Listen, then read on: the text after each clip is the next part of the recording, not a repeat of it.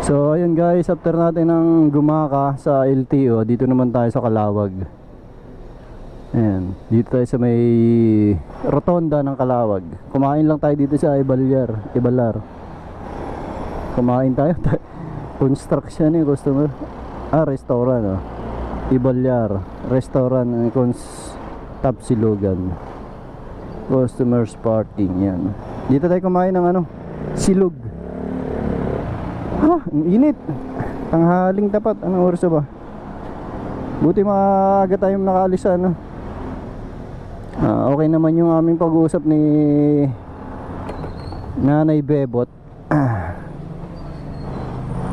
So mamayang gabi ko sa kanya dadaanan yun. Mamayang gabi ko kukuhain sa kanya yung rehistro natin. Punta muna tayo ng ano, ng Pure Gold at tayo may bibilin lang.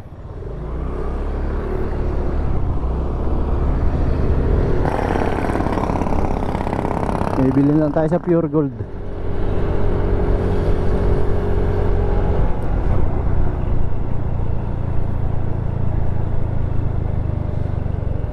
Init eh.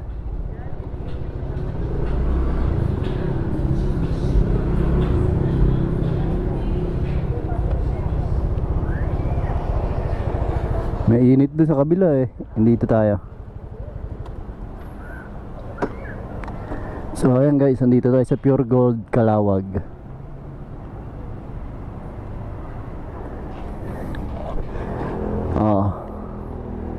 Dito tayo ngayon sa Pure Gold. Bili lang tayo saglit, then uwi na tayo. Daan lang tayo dito saglit. So ayan guys, tapos na tayong bumili dito sa Pure Gold. Yan yung binili natin, konti lang naman oh. Tsaka ano, toothpaste. Ayan, bumili lang tayo nung ano, paninda natin sa mga bata. Mura-mura dito eh, kaysa doon sa bayan. Sa bayan, sa may amin, kaya lang parehas lang din pala. Minsan kasi walang stock doon, nagkakaubusan. Kaya dito tayo pumupunta. May nilakad tayo dito, kaya dumiretso na rin tayo dito sa Pure Gold. Minsan kasi madalas ubos ang stock doon eh. So let's go na, uwi na tayo. Tapos na ang ating nilakad. Sana yung sa kuryente nabayaran din ni ano, Kuya Boyet.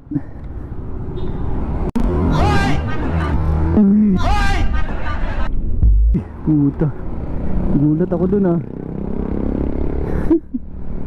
Gulat ako dun.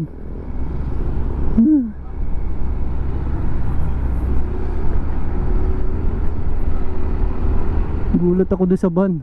Ano ba yun? Kinabahan ako. Woo! Diyos niya.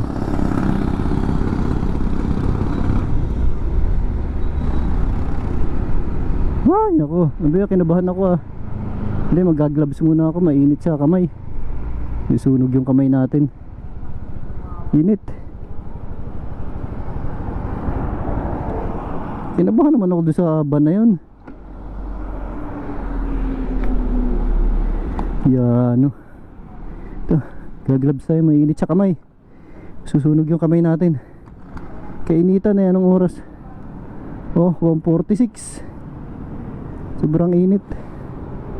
Magagloves muna tayo sa kamay. So andito pa rin tayo sa Calawag.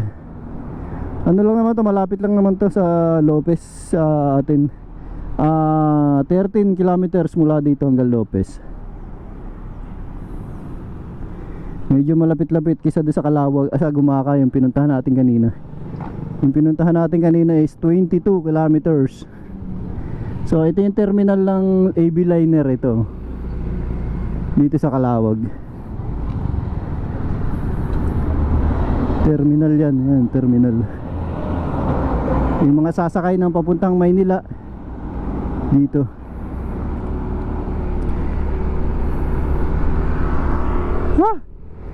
Kaba ko doon sana yung van. Bigla na lang sumulpot. Nag-overtake siya eh. Tapos dito nasakop niya yung linya dito. Hindi, mali yun. Mali siya. Kasi palabas tayo eh. Hindi na sakop itong daan na itong kabila eh. sinakop niya. Woo! Gulat ako. So guys, pauwi na tayo. Tapos ang ating nilakad dito. At sa Gumaka mamaya pupuntahan natin bahay ni Ma'am Bebot Carillo doon sa Kanday Laya, Kanday Baba. So mamaya yung details ng mga binayaran natin nandun. Doon na rin natin mamaya titignan. So hanggang dito na lang guys. Salamat sa inyong pagsama sa akin dito sa Calawag, Quezon. Galing tayong Lopez, punta ng Gumaka, pumunta ng Calawag. Yan ang ating mga nilakad ngayong araw na ito. So ingat tayong lahat. Kahapon may na-aksidente rito sa may unahan doon, yung endurance ng ng Lopez, yung palaro ni Joel Pedraza. Kahapon may na-aksidente. Yan sabi, sumalpok sa sa tricycle. Sabi puputulan daw ng paa, putol yung paa, bali. So ingat ang lahat, dandahan lang tayo. Minsan kinakabahan din ako eh. So ganito na lang guys. Ingat ang lahat, God bless. No more word to say, paalam.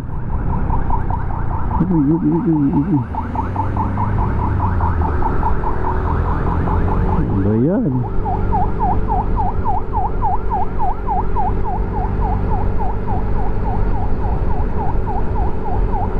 No more word to say, paalam, bye bye.